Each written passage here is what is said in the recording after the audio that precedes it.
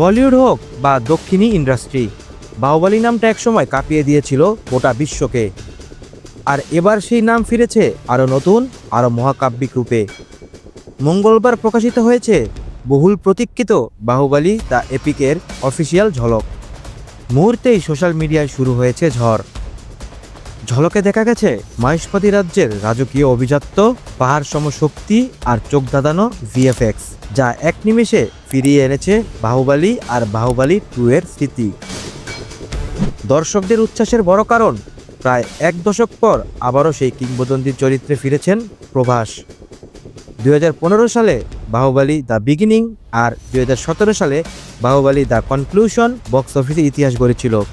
প্রথমটি আয় করেছিল 650 কোটি টাকা, আর দ্বিতীয় কিস্তিতেও 1788 কোটির ব্যবসা করে ভারতীয় সিনেমার রেকর্ড পাল্টে দিয়েছিল।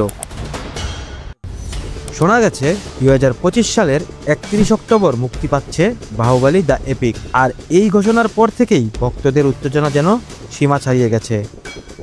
সবার মাঝে প্রশ্ন একটাই, এবারও কি রাজামৌলি আর প্রভাস ভাঙতে পারবেন নিজেদেরই তৈরি করা রেকর্ড? ডেস্ক রিপোর্ট, বিনোদন ডেস্ক, খবরের দেশ।